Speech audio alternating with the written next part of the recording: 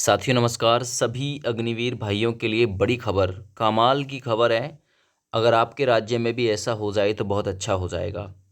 अग्निवीरों को नौकरी अवधि के बराबर सरकारी भर्तियों की आयु सीमा में छूट की सिफारिश की जा रही है। जो 4 साल बाद अग्निवीर वापस लौट के आ जाएगा, फिर वो यहाँ क्या करेगा। चौधरी कमेटी बनी है, उस कमेटी ने ये सिफारिश की है कि इनको बाद में भी आयु सीमा में छूट दी जाए ताकि ये पुनः किसी क्षेत्र में सरकारी नौकरी के अवसर तलाश सकें। चौधरी कमेटी ने अग्निवीरों की पुनर्वास व अन्य सुविधाओं की संभावना तलाशने के लिए आरक्षण, रोजगार, स्वरोजगार से जुड़ी 5 महत्वपूर्ण सिफारिश की हैं। ठीक है ना। चलिए मैं आगे बढ़ता हूँ। इसी वीडियो में आप लोगों को ये पूरी अपडेट मिलेगी। अग्निवीर के रूप में देश की सेवा करने के बाद जो नौजवान हमारे लौटकर आएंगे, इनके पुनर्वास और रोजगार के लिए यूके यानी उत्तराखंड सरकार ने शुरुआती प्लान तैयार किया है। अग्निवीरों के पुनर्वास व अन्य सुविधाओं की संभावना तलाशने के लिए गठित हुई है एक चौधरी कमेटी, जिसने आरक्षण, रोजगार, स्वरोजगार से जुड़ी 5 महत्वपूर्ण सिफारिश की हैं। सूत्रों की माने तो चौधरी कमेटी ने अपनी रिपोर्ट अपर मुख्य सचिव आनंद वर्धन के कार्यालय को सौंप दी है। इस कमेटी की सिफारिश का अध्ययन करने के बाद कैबिनेट में प्रस्ताव लाया जाएगा। आखिर क्या है ये शर्तें, मालूम हो। कुछ समय पहले अपर मुख्य सचिव वित्त एवं कार्मिक आनंद वर्धन ने सैनिक कल्याण सचिव दीपेंद्र कुमार चौधरी की अध्यक्षता में एक उच्च स्तरीय कमेटी का गठन किया था। इस कमेटी को अग्निवीरों के रोजगार और पुनर्वास के लिए हर क्षेत्र में संभावनाएं तलाशने की जिम्मेदारी दी गई थी।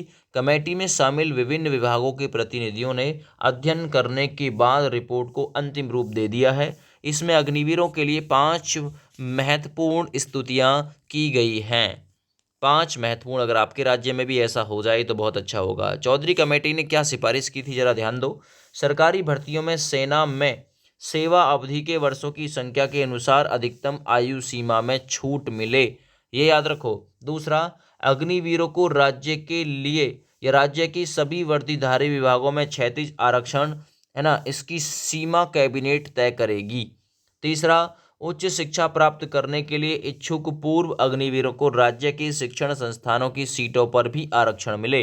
ये वाला सरकारी भर्तियों में सेना, जो सरकारी भर्तियों में सेवा होती है, इसमें 4 साल ये यहाँ जो अपनी सर्विस दे के आएंगे ना, वो इंक्लूड हो जाए, इन्हें छूट मिल जाए लगभग इतने वर्ष की। ये प्रस्ताव लाया गया है। और अग्निवीरों को राज्य की सभी वर्दीधारी विभागों में, जैसे कि पुलिस हुआ और भी कई सारे वर्दीधारी विभाग हैं, इनमें 36 आरक्षण है ना, ये कैबिनेट तय करेगी इसकी सीमा क्या रहेगी।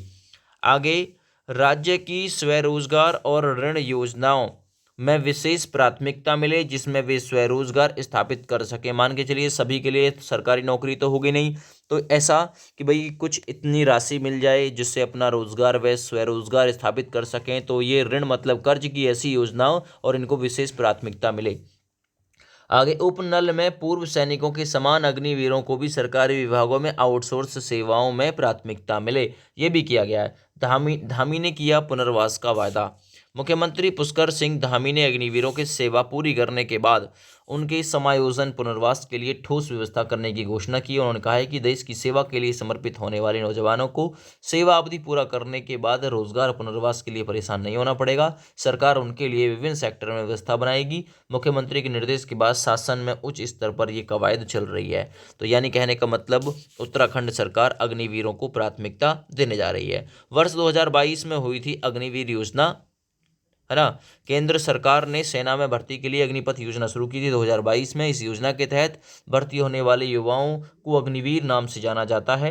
यह सेवा 4 साल की है। इसमें 25% अग्निवीरों को सेना में स्थायी करने का अवसर भी मिलता है। नियमित वेतन से इस 4 साल की अवधि के बाद अग्निवीरों को 10 लाख रुपए से अधिक सेवा निधि के रूप में भी प्राप्त करने की जो योजना है ये बनाई गई थी। तो अगर आपके राज्य में भी, अगर आपकी सरकार कुछ इस प्रकार का लागू कर दे तो बहुत अच्छा हो जाएगा भाई। सभी अग्निवीरों के पास आप लोग ये वीडियो भेजिए, अपने पास तक मत रोकिए, ज़्यादा से ज़्यादा शेयर करिएगा। थैंक यू, बाय बाय, जय हिंद।